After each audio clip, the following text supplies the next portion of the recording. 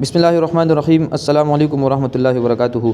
Students, आज हम एक 10th क्लास का एक्सपेरिमेंट यहाँ पर परफॉर्म करेंगे और इस एक्सपेरिमेंट में हम लाज ऑफ रिफ्रैक्शंस को वेरीफाई कराएंगे। ठीक है, लाज ऑफ रिफ्रैक्शन में अगर आप लोगों को याद हो तो हमने पढ़ा था कि इंसिडेंट एंगल और रिफ्रैक्शन एंगल ये दोनों हमेशा इक्वल होते हैं और कोई भी रे ऑफ लाइट अगर किसी रेयर मीडियम से यानी एयर से वो दाखिल हो जाए एक ग्लास में, ठीक है, या पानी में या किसी भी डेंसर मीडियम में, तो वो वहाँ पर रिफ्रैक्ट हो जाता है। और रिफ्रैक्ट होने के बाद हमने ये पढ़ा है थ्योरी में कि वहाँ पर क्या हो जाता है, वो एंगल ऑफ रिफ्रैक्शन थोड़ा सा कम हो जाता है। ठीक है, सो आज हम इस एक्सपेरिमेंट के ज़रिए ये आज प्रूफ कराएंगे। सो इस एक्सपेरिमेंट में अपैरेटस हमने कौन कौन से इस्तेमाल कराने हैं। एक हमारे साथ नॉर्मल स्केल होना चाहिए, एक हमारे साथ ड्राइंग बोर्ड होना चाहिए जिस पर कॉमन पिन इजी से लगे, ठीक है, और एक हमारे पास वाइट पेपर होगा। इस वाइट पेपर को सबसे पहले आप लोगों ने क्या करना है, इस ड्राइंग बोर्ड के ऊपर आप लोग इस वाइट पेपर को स्टेपल करा ले। कैसे स्टेपल कराएंगे, 4 कॉर्नर्स में आप लोग इस तरह कॉमन पिन लगाए जिस तरह मैंने लगाए हैं, ताकि ये पेपर जो है ये हिले नहीं इस बोर्ड के ऊपर। ठीक है, अच्छा, इसके अलावा एक हमारे साथ ग्लास स्लेब होगा। इस ग्लास स्लेब को भी हम इसमें इस्तेमाल करेंगे। एक डी-फुट हमारे साथ होगा और एक सिंपल स्केल हमारे पास होगा और ये कॉमन पेन का बॉक्स है। यहाँ पर अभी हम इस कॉमन पेन को यूज़ करेंगे। ठीक है, और एक सिंपल सा पेंसिल होना चाहिए जिसको हम अभी यहाँ पर लाइंस ड्रा करने के लिए यूज़ करेंगे। ठीक है, सो आइए हम अभी शुरू करते हैं अपने एक्सपेरिमेंट को। गौर से देखें बेटा, और आप लोगों की तवज्जो यहाँ पर होनी चाहिए कि हम इस एक्सपेरिमेंट को कैसे स्टार्ट करेंगे। सबसे पहले आप लोग ऐसा करें, एक ग्लास स्लेब ले और पेपर के ऊपर रख दे। अच्छा, इसके बाद आप लोग ऐसा करें, पेंसिल के ज़रिए ग्लास स्लेब के इर्द गिर्द लाइंस ड्रा करें। ठीक है, आप लोगों को नज़र आ रहा है मैंने यहाँ पर ग्लास स्लेब के जो लाइंस है वो ऑलरेडी मैंने यहाँ पर ड्रा किए हैं ताकि हमारा टाइम बहुत ज़ाया ना हो। ठीक है, अच्छा, इसके बाद आप लोग ऐसा करें, इस ग्लास स्लेब के एक साइड पर आप लोग 2 कॉमन पिन्स लगाए, लेकिन 2 कॉमन पिन्स आप लोगों की मर्ज़ी है, आप लोग जहाँ पर भी लगाना चाहते हैं, लेकिन 90 एंगल से कम एंगल वो हमें दे। अभी अगर आप लोग देखें तो यहाँ पर अगर मैं नॉर्मल यहाँ पर रखूँ, ठीक है, और ये दोनों कॉमन पिन आप लोगों को इस तरह नज़र आ रहे हैं। सो अभी आप लोग देखें, नॉर्मल और कॉमन पिन के दरमियान जो एंगल ऑफ इंसिडेंस है वो 90 से कम है ना, तो इस अंदाज से आप लोग लगाएंगे। अगर आप लोग ये दोनों कॉमन पिन यहाँ पर लगाएंगे, यानी एक यहाँ पर हो एक यहाँ पर हो तब भी सही है, अगर एक यहाँ पर हो तब भी सही है, एक यहाँ पर हो तब भी सही है। आप लोगों ने बस सिर्फ ये ख्याल रखना है कि ये एक्यूट एंगल होना चाहिए, यानी 90 से कम होगा ये एंगल। यहाँ तक क्लियर है? अच्छा, नेक्स्ट स्टेप आप लोगों का क्या होगा। नेक्स्ट स्टेप बहुत ईजी है बेटा, गौर से देखें। मैं अभी यहाँ पर एक आंख से देखूँगा, इस ग्लास स्लेब के अंदर यहाँ से मैं अभी देखूँगा और मुझे इन दोनों कॉमन पिन्स का जो इमेज इसमें नज़र आएगा, उस इमेज के सामने मैं 2 कॉमन पिन लगाऊंगा। ठीक है, अभी मैं कैसे लगाऊंगा, गौर से देखें। ओके, देखिए मैंने अभी ग्लास स्लेब के इस साइड से मैं अभी इसको देख रहा हूँ। फ़िज़िकल आप लोगों को दोनों कॉमन पिन तो ये नज़र आ रहे हैं ना, लेकिन अगर मैं ग्लास स्लेब के अंदर यहाँ से देखूँ, कैमरा में आप लोगों को नज़र आ रहा है, तो देखिए यहाँ पर इसका ये इमेज नज़र आ रहा है ना। सो यहाँ पर मैं एक कॉमन पिन लगा लेता हूँ। ठीक है, सो और इसी तरह इसके सामने एक दूसरा भी लगा दो ताकि हमें फिर लाइन ड्रा कराना फिर क्या हो, ईजी हो जाए फिर। सो इसके सामने बिल्कुल यहाँ पर मैं अभी एक दूसरा कॉमन पिन भी लगा लेता हूँ।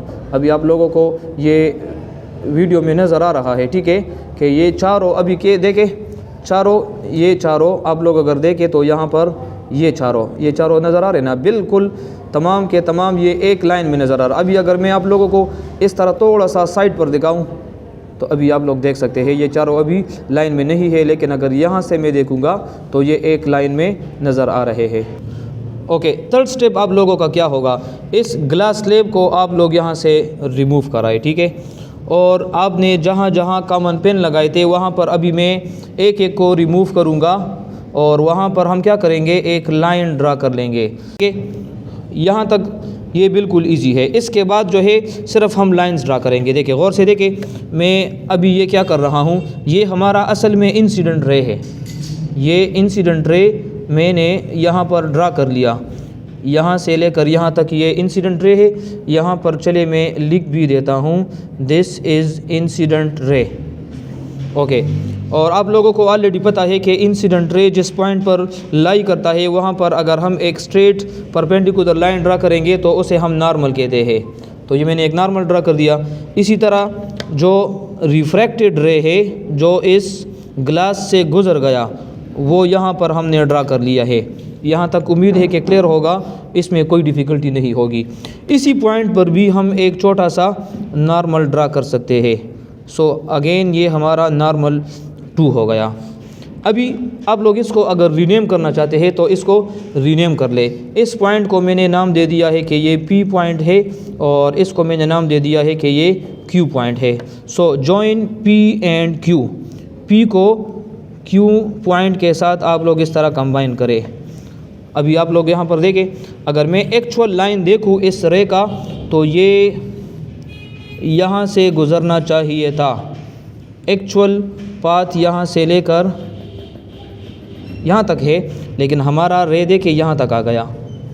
अभी इन दोनों के दरमियान जो डिस्टेंस बन रहा है इसको हम शिफ्ट कहते हैं। अगर हम फुट के ज़रिए इसको फाइंड करेंगे कि यहाँ से लेकर यहाँ तक जितना फासला है इसको हम शिफ्ट भी कह सकते हैं, लेकिन हमें इस एक्सपेरिमेंट में शिफ्ट मालूम नहीं करना।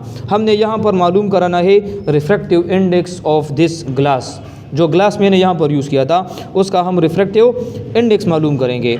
अभी रिफ्रैक्टिव इंडेक्स का अगर आप लोग देखें तो हमारे साथ एक फार्मूला है। अगर आप लोगों को याद हो, हम कहते हैं कि रिफ्रैक्टिव इंडेक्स का फार्मूला होता है sign angle of incidence divided by sine angle of refraction. अभी ये दो चीज़ें अगर हमें मालूम हो जाए तो हमें आसानी से रिफ्रैक्टिव इंडेक्स ऑफ ग्लास का पता चल जाएगा। अभी एंगल ऑफ इंसिडेंस हम किस तरह फाइंड करेंगे? सो यहाँ पर देखें, एंगल ऑफ इंसिडेंस ये है। अगर आप लोगों को नज़र आ रहा है इंसिडेंस एंगल और नॉर्मल के दरमियान ये जो एंगल है this is called angle of incidence. कैसे फाइंड करेंगे? डी फुट प्रोटेक्टर आप लोग ले लेंगे और इसका जो हॉरिजॉन्टल लाइन है ये आप लोग बिल्कुल इस लाइन के साथ इस तरह रख देंगे, ठीक है। सो अगर मैं इसको इस तरह रख दूँ, अच्छा ये मैंने थोड़ा सा जूम कर दिया है, ठीक है। नॉर्मल और इंसिडेंस एंगल के दरमियान अगर आप लोग इस एंगल को मेजर कर ले, सो यहाँ से देखें ये 90 से शुरू है और यहाँ ये तकरीबन 44 तक है। सो 44 और 90 के दरमियान अगर हम चेक कर ले तो ये 46 डिग्री हो जाएगा। सो यहाँ पर मैं लिख सकता हूँ कि हमारा एंगल ऑफ इंसिडेंस ये एंगल आई ये मैंने मालूम कर लिया, ये है 46 डिग्री। अभी नीचे हम लिखेंगे angle R, angle of refraction, ठीक है। अभी एंगल ऑफ रिफ्रैक्शन अगर आप लोग देखें तो एंगल ऑफ रिफ्रैक्शन हम कहाँ से मालूम करते हैं? यहाँ से देखें, ये है नॉर्मल और ये रे इस डायरेक्शन में यहाँ पर ये रिफ्रैक्ट हो गई है। So this is called theta R, angle of refraction. अच्छा, अभी यहाँ पर नीचे नॉर्मल और रिफ्रैक्टेड रे के दरमियान अगर मैं यहाँ पर एंगल कैलकुलेट करूँ तो यहाँ से 34 डिग्री हमें मिल रहा है, ठीक है। सो यहाँ पर मैं लिख देता हूँ दिस इज़ 34 डिग्री, ठीक है। अभी इन दोनों को हम कैलकुलेट करेंगे और फिर डिवाइड करेंगे। अच्छा, यहाँ पर मैंने वैल्यूज़ पुट कर ली है। साइन 46 डिग्री से 0.901 आया है और साइन 34 से 0.52 आ गया है। इसको जब मैंने डिवाइड कर दिया तो 1.7 आ गया। देखें, अभी अगर हम ग्लास का एक्चुअल रिफ्रैक्टिव इंडेक्स देखें तो वो 1.5 है, लेकिन हमारे साथ 1.7 आ गया है। सो यहाँ से हम अच्छा, अभी यहाँ पर 0.2 का डिफरेंस आया है। सो 0.2 का डिफरेंस यहाँ या तो हमसे कोई कैलकुलेशन में गलती हुई है या हमने जो कॉमन पेन लगाए थे या हमने जो एंगल मेजर किया है शायद इसमें थोड़ी बहुत एरर हो। सो उस एरर की वजह से 1.5 की जगह 1.7 आ गया है। अच्छा, ये तो एक ला हमने वेरीफाई कर लिया है कि यहाँ ऊपर जो हमने एंगल निकाला है वो 46 है और नीचे जो एंगल है वो 34 है। तो देखें, एंगल ऑफ इंसिडेंस वो बड़ा है एंगल ऑफ रिफ्रैक्शन से। अभी एक दूसरा ला है कि एंगल ऑफ इंसिडेंस और एंगल ऑफ रिफ्लेक्शन ये हमेशा सेम होगा। सो यहाँ पर अभी इसको हम वेरीफाई करेंगे। देखें, यहाँ एंगल हमने फाइंड किया है 46 आ गया है, ये 46 अभी यहाँ पर भी आना चाहिए। सो यहाँ पर अगर हम नॉर्मल के साथ ये वाला एंगल अभी अगर हम देखें और इसको हम चेक कर ले, सो यहाँ पर ये हमें एंगल कितना नज़र आएगा? अभी गौर से देखें, इसको हम मेजर करेंगे।